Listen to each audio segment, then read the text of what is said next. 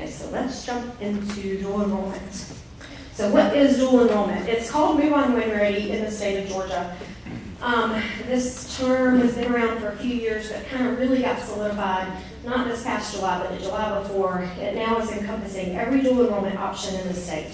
They kind of streamlined it. It was kind of broken up into a lot of different pieces. So it's just Move On When Ready. This is how you're going to hear these terms interchangeably, dual enrollment, Move On When Ready. I will even use them interchangeably, so don't let it confuse you. It's basically referring to the same thing. Okay, so it was kind of solidified in the Senate Bill 132. If you want to look it up, it's got some really good legalese in there. But one of the big changes that they made to dual enrollment was that it now includes all students 9th through 12th grade. Now, you're going to be hard-pressed to find schools and programs that include a lot of 9th graders. If you look on the enrollment page, the green sheet on the back with the deadlines and everything, there are a couple of schools that do allow 9th graders, but they're few and far between, and there's some little specific things we want to talk about. But we actually have a couple of 10th graders participating this year. It's not a lot of them, but mostly it's juniors and seniors. I would say the seniors are the biggest group, and then juniors and then sophomores. No freshmen. It provides full tuition for all the courses that the students take. There is a course directory that you can look up each college to see which courses are covered, and there are many courses that are covered through dual enrollment. So it's full tuition. No strings attached there. Mandatory fees, so a lot of the schools consider the application fee a mandatory fee. Sometimes parking is considered a mandatory fee. Whatever they call a mandatory fee is covered. And then books are covered. They do, usually it's some kind of a rental sort of program. Keep up with your books, don't lose them, otherwise you will be paying for them, but books are covered as well. Non-mandatory fees would be something you might have to pay for, but they're pretty nominal.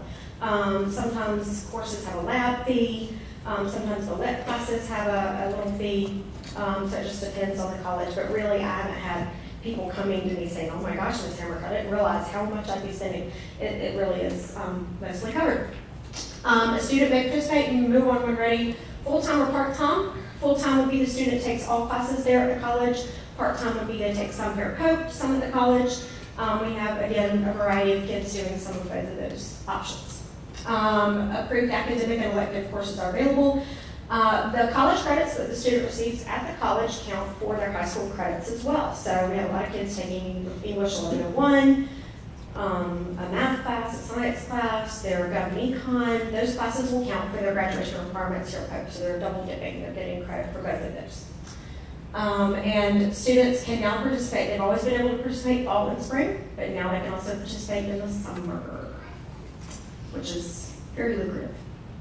Okay, so there's another piece to Move On When Ready. It's not widely publicized because it's a little trickier. There's Senate Bill 2, which is basically an alternate graduation option. Students could graduate under this option. They basically complete their 8 EOC courses in health and personal fitness, whether it's here or there, however it's done. And then they either would complete an associate's degree at the college, a technical diploma, or two related technical certificates that lead to state licensure. There's only like 2 or 3 programs that they've approved for that. We don't have a lot of kids doing that. It's really, you have to decide pretty early on that you want to do this and jump in full force.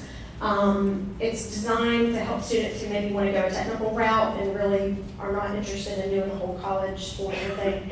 The associate's degree will allow that, but if you have questions about that, see me after, because I'm not going to spend a lot of time on that program. Why should a student take advantage? Well, fees are covered. That's kind of the most obvious one. To ease the transition from high school to college, it kind of eases kids in. We have a lot of kids who might take 1 or 2 classes, just to kind of get a feel for what college courses feel like.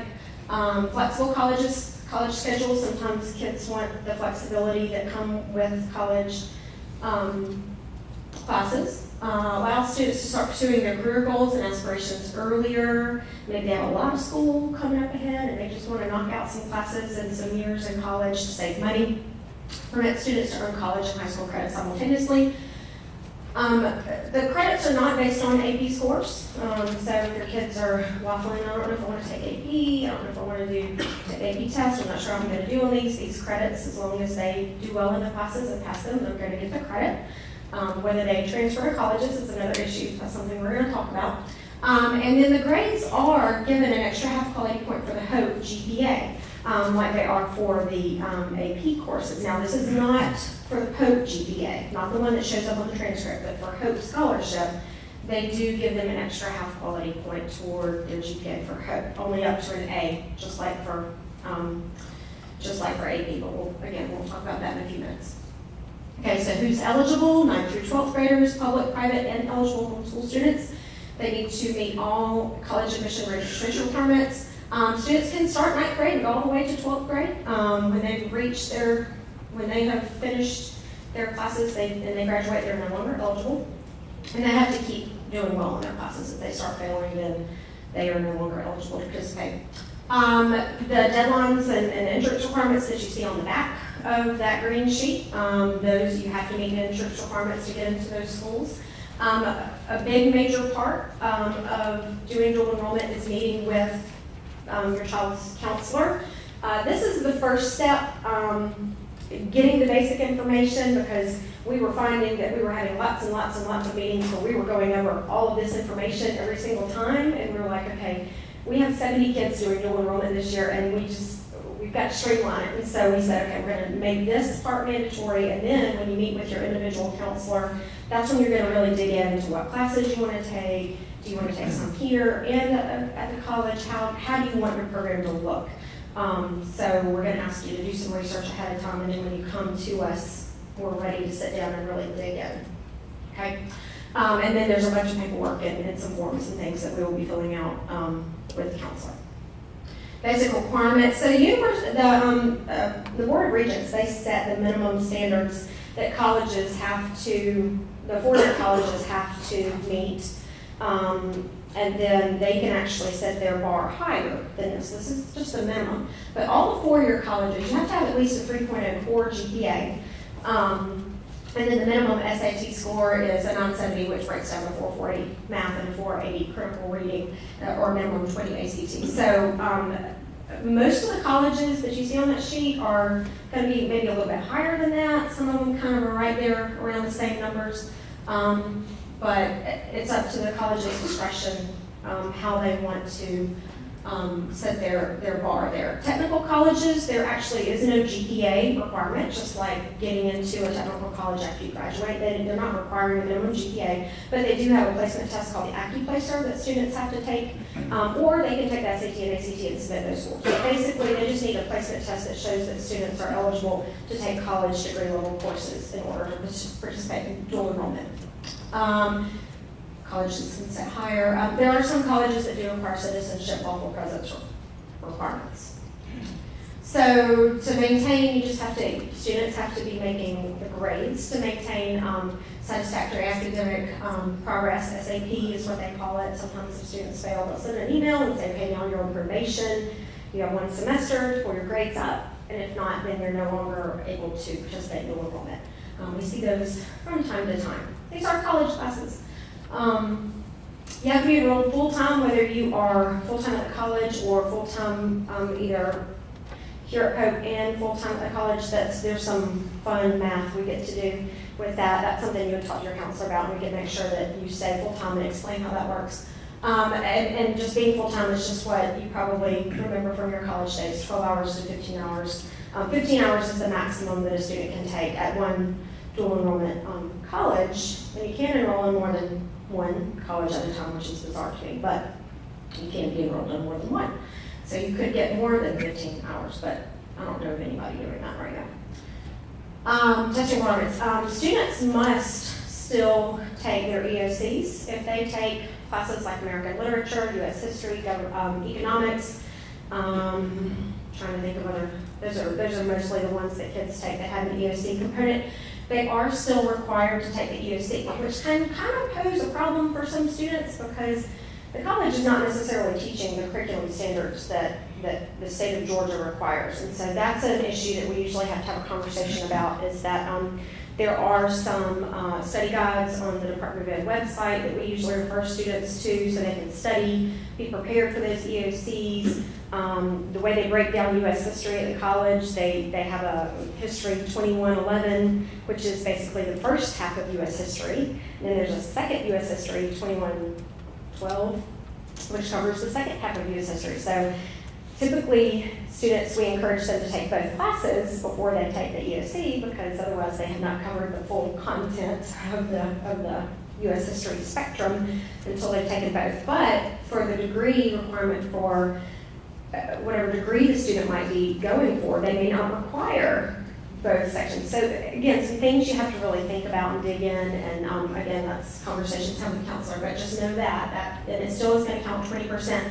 I will say that so far, over the last couple of years, I haven't seen anybody's letter grade drop to the lower level because of their EOC score, so everybody has stayed. Like if they had an A, their EOC factored in stays at that A. You know, I don't want to say that will always be the case, but most students tend to do pretty well. But we want them to practice those and make sure they're studying. And then there are entrance requirements for the different colleges. I didn't mention Compass. Compass is on there.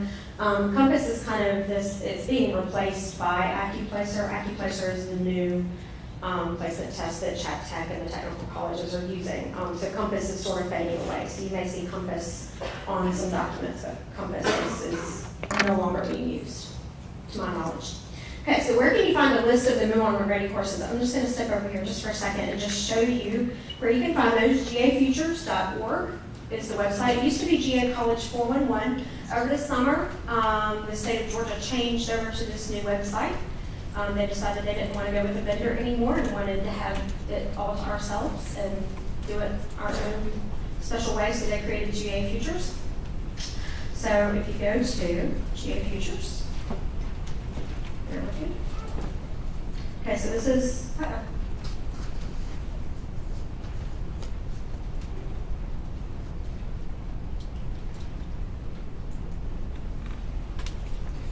there it goes. Okay, so this is the website, gafutures.org, and if you scroll down, the easiest place to find it is over here in the news you can use. There's a MOWR Ready link.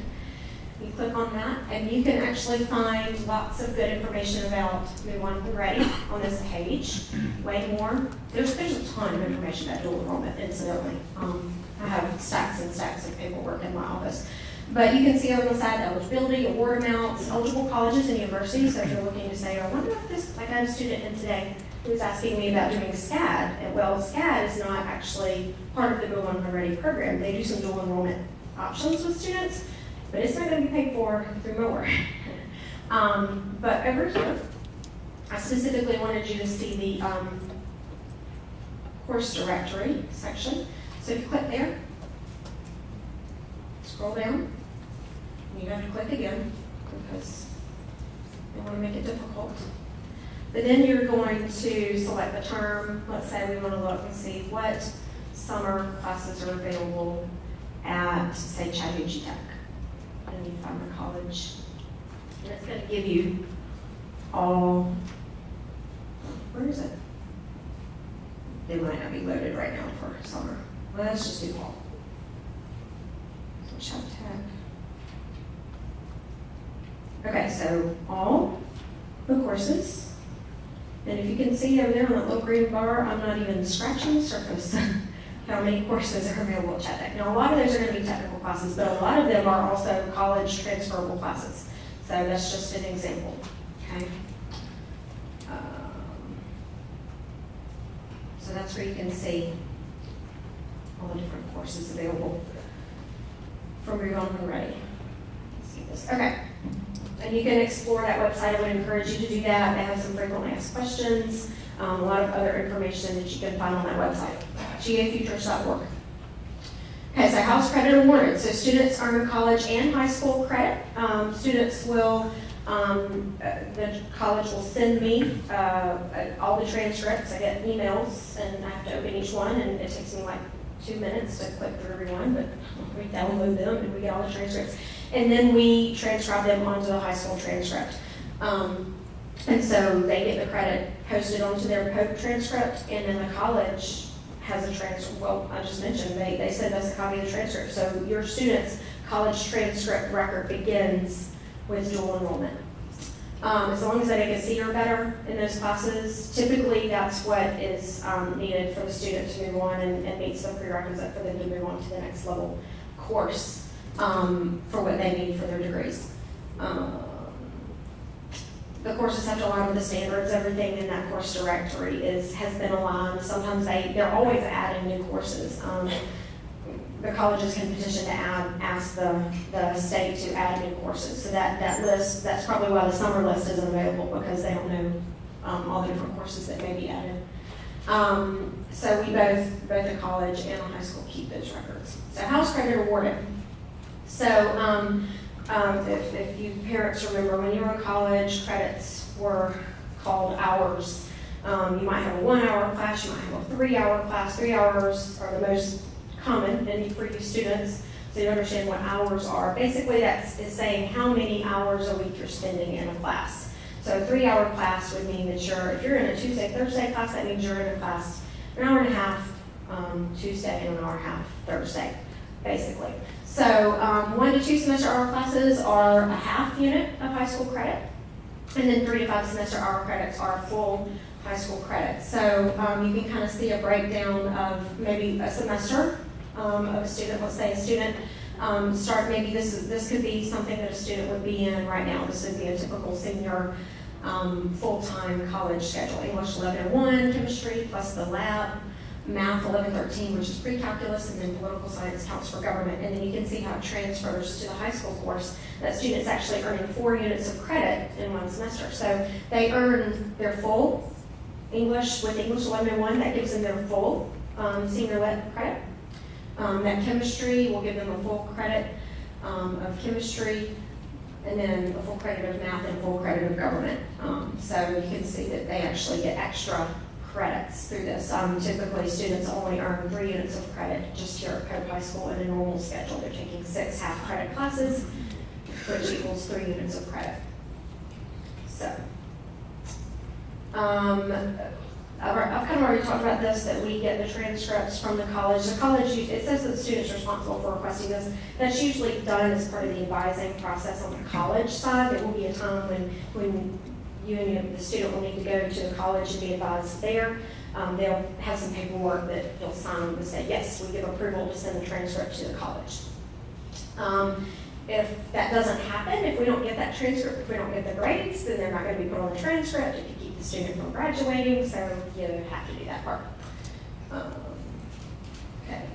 Okay, so this is a really important thing. I talked about how dual enrollment credits for a Hope Scholarship, they are given an extra half quality point for the Hope GPA. For the Pope GPA, most of the time the students do not get that extra half quality point. It kind of stinks, but that's the way it works. The only way that the county will award that is if the student has taken the highest level AP course, or the highest level course that we have here at the high school, and they've shown that they've mastered that class, and then they take a higher level at the college. Then they can ask us to ask the county to award the extra quality point for that. So that's one of those things that's kind of like, we've got to think about this, if this is the right thing. If you're the kind of student who's really superstar, always taking all AP kind of classes, this would actually hurt your GPA because you're not getting those extra quality points. If that's not you, then this could be a good thing because you're getting college credits, and it can still have a good impact on your Hope GPA. So, for example, if a student takes AP Psychology, they take the AP exam, they get a 3, 4, or 5, and the college accepts that to exempt them from Psych 1101, and then they want to take like a normal psychology or something above, then that next class could get that extra quality point toward the Hope High School GPA. And then I've talked about this already, so Hope GPA does get the extra half quality point for each dual enrollment class. And just, I can't say this enough times because this always gets misconstrued. There is never a Hope GPA on the transcript.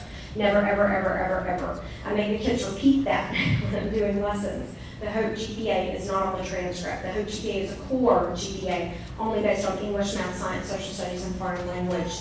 And so the extra quality point in this regard is just for Hope. Incidentally, you can find, if you're wanting to see your child's Hope GPA, if they are older than a freshman, if you go to GA Futures, now here's the thing, have your student create an account. Don't create the account for them, because what ends up happening is what happened earlier this semester. I had one of my students, dual enrollment students, who was trying to get into their account because there's an application you have to do for dual enrollment that's on GA Futures. She couldn't get logged in because she had no idea what her parent had set the account as. And the dad had actually set the account up with his name and his birth date. And I had to call the Georgia Student Finance Commission and go round and round and round to try to get it fixed because it was not allowing her to do the application.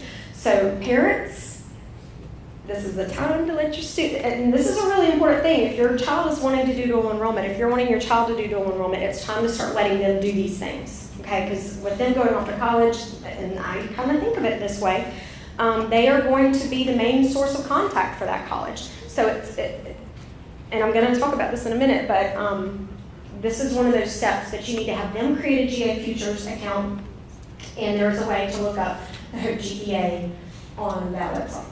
So don't set it up and set yourself as the student, because it'll mess stuff up. Okay, more about Hope and Zell. It's the core dual enrollment classes that are included in the Hope GPA, not the electives. The dual enrollment courses are also counted toward the rigor requirement. I know some of you may have heard about the rigor requirement, and this is to get Hope, you have to have 4 courses that are considered rigorous. Now, don't think that they have to be dual enrollment, AP, honors classes. We tell students all the time, there's a huge list of classes that they consider rigorous, including level 2 and higher of a foreign language is considered rigorous, algebra 2 is considered rigorous, chemistry, physics, anatomy, pre-calculus, lots of things that students are going to take anyway, but these classes will count toward the rigor requirement as well. The credit hours don't count against Hope, so that's a question that we get sometimes, okay, so we're taking these college classes, are they going to count against my Hope cap, which is 127 hours? No, it doesn't. So you still have your full Hope when you go off to college, in addition to what you've done through dual enrollment. SB2 students, that alternate graduation option may not meet the rigor requirements if they're taking the technical classes. That is one thing we want to make sure people know if they're doing SB2.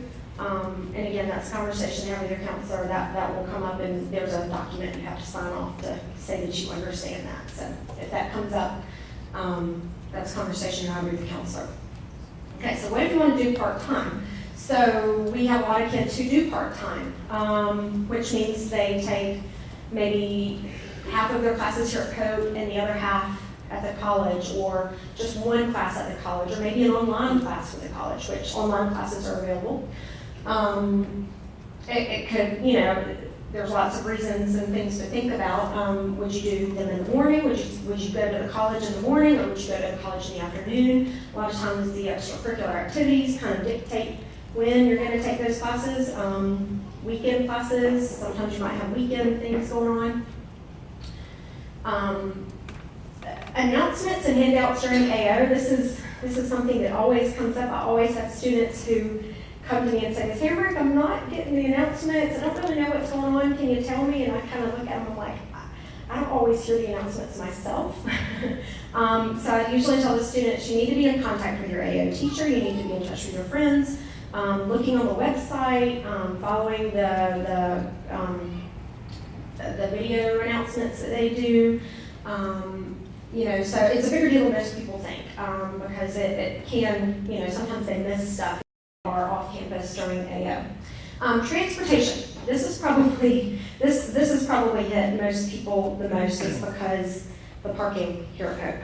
We all know that's become a problem. Believe me, I have begged, borrowed, and tried to steal parking spots for dual enrollment students, and they are not able to budge on that. We were not even able to get all of our seniors parking this year, which was regrettable, but it's a reality. And so if you're going to do part-time, you have to figure out, okay, how are we going to get off and on campus? Because they're not going to give you parking just because you are dual enrollment. So, I mean, I know people are parking off campus, I have kids who are walking home and driving, lots of varieties of things. So I think we've actually had more kids doing full-time because of that, since they don't have the parking. The other thing is that the scheduling can kind of be tricky between Pope and the college, because college schedules are usually built in the spring, like especially like if you're going to start in the fall, you'll meet with the college and do your advising session in the spring, and go ahead and choose those classes at that time. Well, the Pope schedule isn't usually built until later spring and kind of being tweaked in the summer. And so we can't always guarantee that that anatomy class that you want is going to line up with the English and the math classes that you've chosen at the college. So part-time can also have that issue. Sometimes things conflict, and so we just have to work with that. We have to wait to see what the Pope master schedule is going to be like. If you're a student who has to be in a very specific section of band, and it's right in the middle of the day, that can cause some problems. Because if you're at a college and taking classes in the morning and then you have to come back to Pope, you have to allow for travel time, you have to build that in. You have to also consider, okay, well, some days are AO days, some days are Wednesdays. So there's a lot of little kind of pieces that you have to think about. We had some students this year who had to come back and make some changes to their schedule because they got their Pope schedule, and we try to put them in those classes where they need to be, but sometimes it's just not possible. Sometimes they've signed up for singletons, which means there's only one section, and it's right in the middle of when they've signed up for their lit class at the college. So we do the best we can, but that's one of those things we just have to, do a lot of back and forth with. Okay, extracurricular activities, students are still eligible to participate as long as they're full-time, which to do MOWR ready, you do have to be full-time, so that's kind of a good point. But it's the student's responsibility to make sure that they are scheduling these classes and making sure that nothing is conflicting with their extracurricular activities after school or games or tournaments. Sometimes you have to leave school early. Well, the college is not going to give you, leeway on that. Like college professors a lot of times don't even know that the students in their class are dual enrollment kids. And you know how college professors are. I mean, it's XYZ, these are the rules, and if you don't show up for my exam, you get a 0. So you have to really think about that. So if there's conflicts, then it could participate. It could prevent students from participating. Foreign language, personal fitness and health, career tech, fine arts, music electives, those are all available. I've had students take some of all of these things through dual enrollment. Probably one of the most interesting to people is that personal fitness and health. Free, personal fitness and health, summer. But foreign language, students, if they're wanting to continue in a foreign language, they usually have placement testing, like if they want to do higher levels of Spanish or French. They have to do a placement test to see which level they test into. If you're starting a new language, you can just start at level 1, Swahili or Russian or Chinese, Mandarin, American Sign Language. I think Georgia Perimeter has that. There's that. Health and personal fitness, like I said, are offered at the different campuses. We had some kids take that through Chat Tech this summer. Career tech and fine art classes, those are available at different ones. Now, different colleges are going to have different varieties. KSU has a large variety of fine arts classes. Their foreign language list is huge. You're going to have a much smaller list at Chat Tech for both of those. So. Okay, what happens if you drop out and move on already? Let's say a student does one semester of dual enrollment, they don't do well, it's not the right fit for them, they want to come back to the high school, they certainly can do that. But if they failed some classes, it could put them behind for graduation. So we'll just have to have those conversations and try to make that work. But they would return back to the high school, and there's some reimbursement issues that y'all need to worry about. If you drop out of a course during the semester, now there is, right now, students could technically withdraw, there is a withdrawal period at a college. Students can withdraw from classes If it brings them down below that full-time status, let's say they're only enrolled in 12 hours and they are in that chemistry class and it's killing them, they've got to drop it. Well, if you drop a class and go below full-time status, we have to say, okay, you're going to have to come back to the high school and take a class at the high school to maintain your full-time status. It's kind of not a fun thing, but we would have to enroll them back into a class here at Pope to keep them considered full-time. They are right now considering changing that, and then the withdrawal grade right now does not post in the transcript. They are looking at changing that at the county level to be where we would put a W on the transcript. So we're kind of waiting to see what happens. Hopefully, as time goes on, that will be decided soon. They're looking at changing actually some board policies with regard to withdrawing from classes. And it could definitely put a student off track for graduation. That has unfortunately happened. Okay, if you fail a course, it's going to post to the dual enrollment. It's going to post to the college transcript, which is not a good thing to have on your college transcript, and it also posts to the high school transcript. We have to post those grades that come to us from the college. And then we would, if a student fails, we would just need to revisit that and say, okay, is this the right option for this student? So things to consider. I've got these sort of listed in a random kind of order.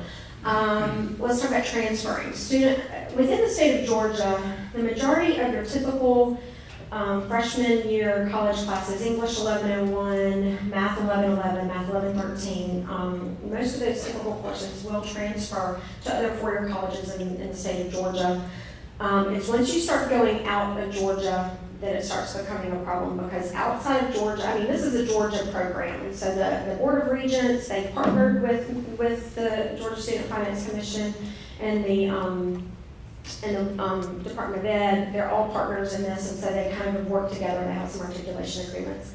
Outside of Georgia, nobody cares. You know, they can make their own rules up. There are colleges that will only accept credits if the class taken for dual enrollment doesn't also meet a graduation requirement. There are some colleges that just won't accept it at all. So it's the student and the parent's responsibility to kind of research that. We counselors can certainly help with that, but we don't know all the rules at every college in the nation. So we can certainly help maybe research that information with you. But in the end, that's up to the responsibility of the student and the parent to understand how those credits are going to transfer. It's also up to the student and the parent to understand whether what the student is taking is going to meet that degree requirement that the student's wanting to take as well. Again, because right now you may say, well, yeah, I want to major in biology. Well, you may change your mind and decide you want to major in art. You know, we can't advise about that. That actually is better at the college level for them to advise about that, and whether credits are good credits to take that would meet the requirements at different colleges. Provide transportation, kind of talked about that already. Right now, only seniors have the option, and seniors are not even guaranteed a spot. This year we had to do the lottery, and some people did not get a spot. Grades are not weighted for the GPA, talked about that already. There are some non-mandatory fees. Sometimes colleges don't consider parking fees as a mandatory fee, but that's usually not a huge fee compared to the price of college admissions. College courses can be more challenging. I mentioned that we have had kids who have failed classes, which is unfortunate, but that does happen from time to time. And so it's important to think about that. Again, conversation to have with a counselor. Okay, is chemistry a right choice, or should we look at environmental science? Which is the better option? Are you wanting to major in a science? Is that something that you're really interested in?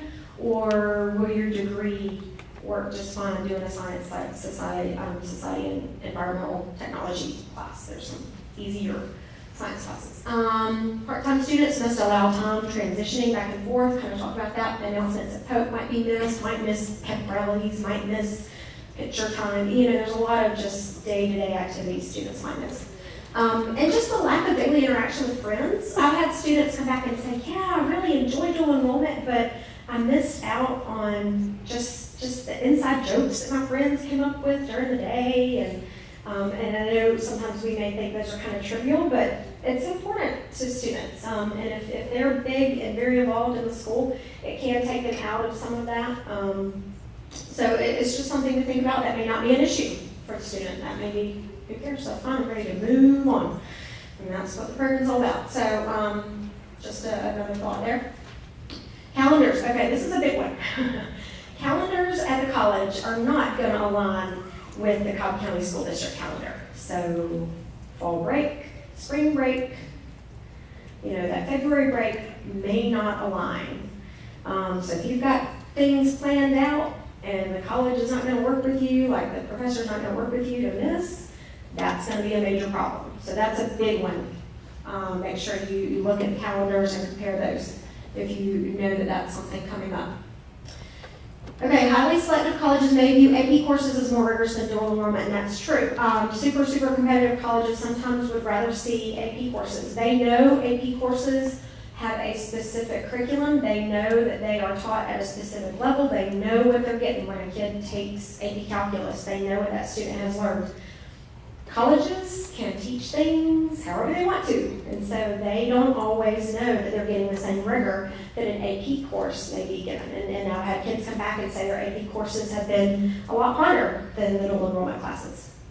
I would say the science classes may not necessarily, that may not be the case with science. Those tend to be some of the more difficult dual enrollment classes, but just be aware of that, again, if you're looking at super competitive colleges, that would be something to talk to your counselor about. And we're talking colleges like, for example, UGA, probably the most common. They will give extra weight for AP courses, but not dual enrollment. That's just kind of a good example there. But University of South Carolina gets credit for everything. So it just depends on the college. Special student services, if your student has an IEP, a 504, whatever kind of documentation you might have from a doctor, you would have to actually advocate for the student. I should say this because the student actually has to advocate for themselves and disclose that to special student services at the college. The IEP that we have developed for the student here doesn't follow them to the college, but the psychological and the information that you have supporting the need of a documented disability, that would be what the student would take, and they could ask for accommodations, and they can be given at the college as well. But that's something that you have to do. We can't send it over and have them follow it. They're not going to accept it from high school. Information set from the college.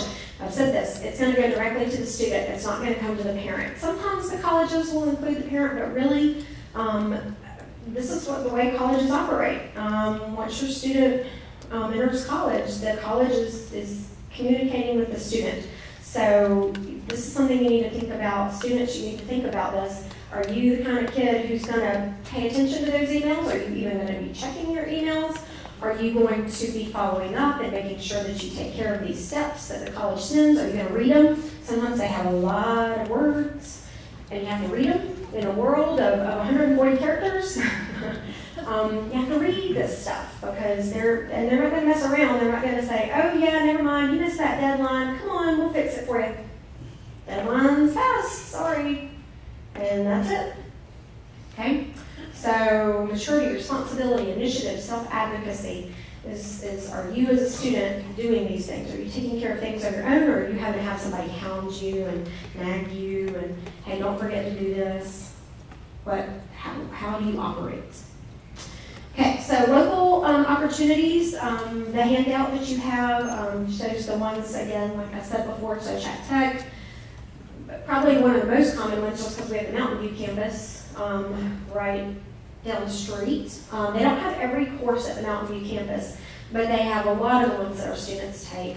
The main campus, the Marietta campus, is where a lot of the kids take classes. But I've had kids take, Chat Tech has lots of satellite campuses. There's a North Metro campus, the Woodstock campus, so there's a lot of different things. And online, Georgia Highlands, they have a campus at the, what used to be Southern Polytech, which is now the KSU Marietta campus. They have a building that they use there. It's a two-year college that has satellite campuses as well. It used to be Floyd College, if any of you remember Floyd. They changed it to be Georgia Highlands because they have the satellite campuses, their main campuses in Floyd County. But Georgia Highlands, and we've had more kids participating in Georgia Highlands, so if you're looking for a 2-year option, it's not too far of a drive. The Southern Poly campus is a good spot for that. Georgia State, Georgia Perimeter, I put those together because they have merged now. They still kind of retain 2 different admission standards though. You've got the Georgia Perimeter 2-year option and the Georgia State 4-year. We've had some kids apply to Georgia State, but ended up changing their minds. That's a big drive. That's a big commitment if you do Georgia State, but we've had some kids do it. Georgia Perimeter, Alpharetta, the Dunwoody campus, those are the 2 most common. We do sometimes have a kid or 2 do Georgia Perimeter. And then KSU is probably the next most popular other than the Chat Tech. If you notice, KSU only admits students in the fall, for the fall. They don't do summer. And their deadline is January the 13th. So if you're wanting to do KSU for next school year, you need to get on the SAT right now. And take the test, SAT or ACT right now, so that you can get those scores into KSU by the January 13th deadline. Just a little heads up. There are some residential programs where students can actually live on campus. With University of West Georgia, called the Advanced Academy, and Middle Georgia has the Games program. Both of these programs have been around for a while, but you have to pay the housing and the room and board if you do one of those programs. There are other options. You can really participate in any dual enrollment program. There are online programs. There are some private schools. So if you wanted to look and find something else, just bring it to our attention and let us know what you're looking at, and we'll see if we can make it work. Basic steps. So I've given you the sheet that talks about that. We have 2 sheets, but the one that has the most steps on it is the purple sheet. And it kind of has, it brings a lot of thoughts up as far as things to be thinking about, things that you should be researching. But attending the informational meeting, which you guys are doing tonight, thank you very much for being here. Researching the options and making sure that this is a good fit for your child, and all the different things that I've talked about tonight. Taking the placement test. If you're thinking dual enrollment, you really need to be looking at those test dates and making sure that you're taking those tests, the SAT, ACT, coming up in the next little bit, because you have to give time for the scores to go to the college and be there by the admission deadline. And I would go ahead and have the scores sent directly. When you register for the SAT and ACT, you can go ahead and list 4 colleges for those scores to go to without you having to pay for them. Go ahead and do that. There's no benefit to not, there's no detriment to that. Just go ahead and have them sent. That's not going to be a problem. And then once you've kind of figured out what it is you want to do, schedule a meeting with your counselor to complete the paperwork.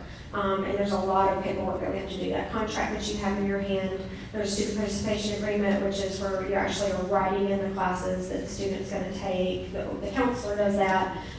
There's a funding piece you have to do. So there's several steps, and they're listed on the handout. But that meeting usually takes a good hour, I would say, and we do want the parent and the student to participate in that. It's a requirement by the state. We're supposed to meet with the parent and the student for that portion of this dual enrollment process. Prior to that, if you have questions, certainly email your counselor or me, and we can help explain anything that you might have questions about. We're happy to do that. The college application. The student is applying to college, okay, so don't forget this. We've had a few people over the years who've done these steps, met with a counselor, and thought, okay, I'm enrolled.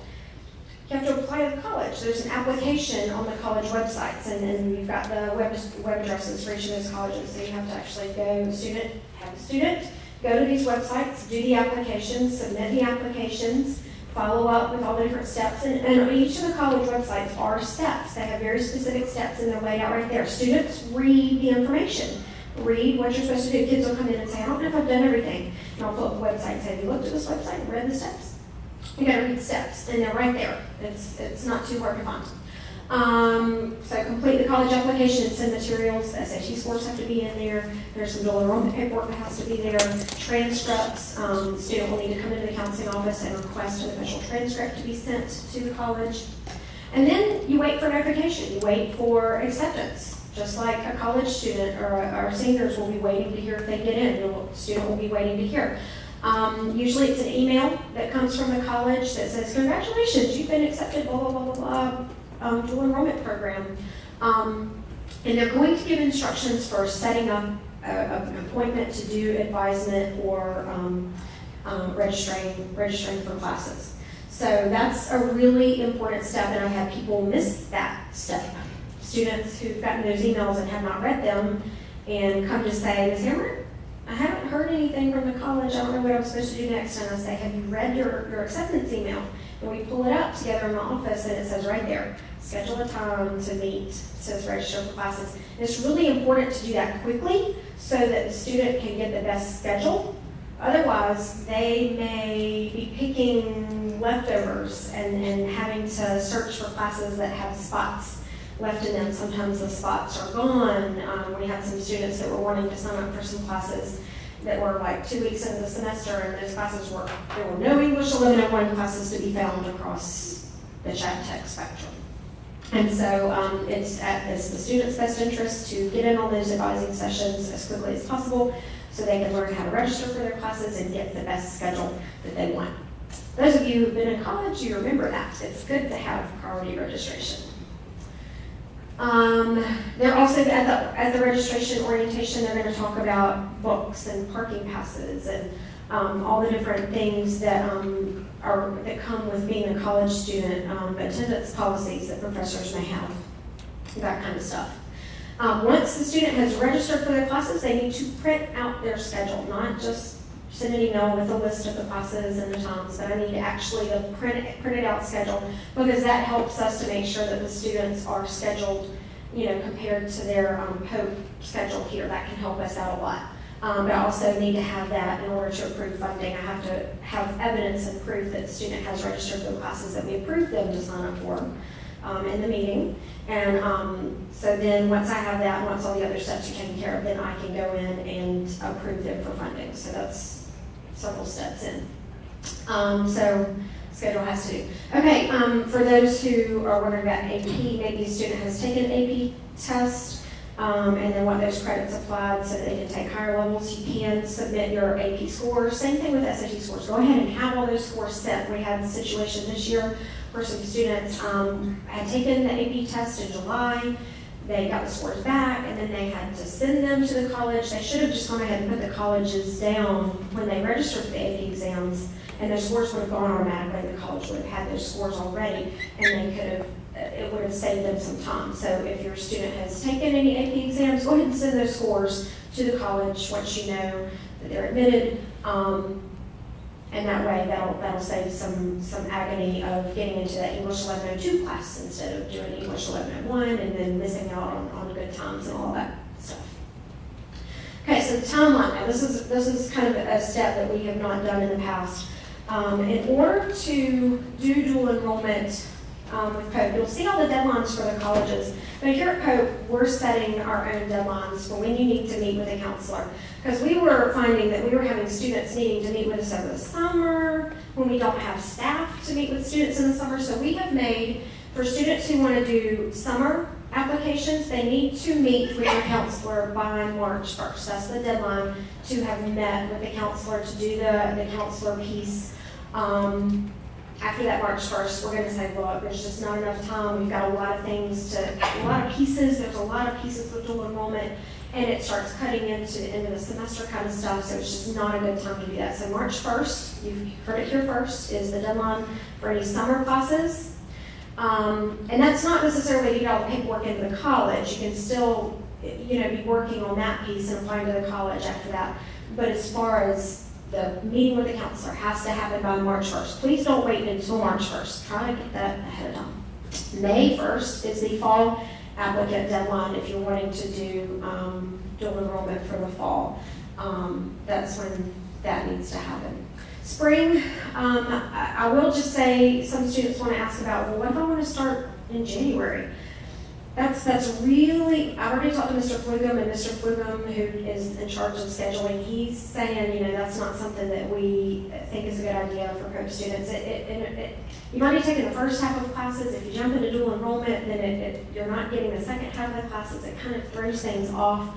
Plus, we build our schedules based on what students have signed up for. So If you have an extenuating circumstance, feel free to reach out to your counselor quickly about that.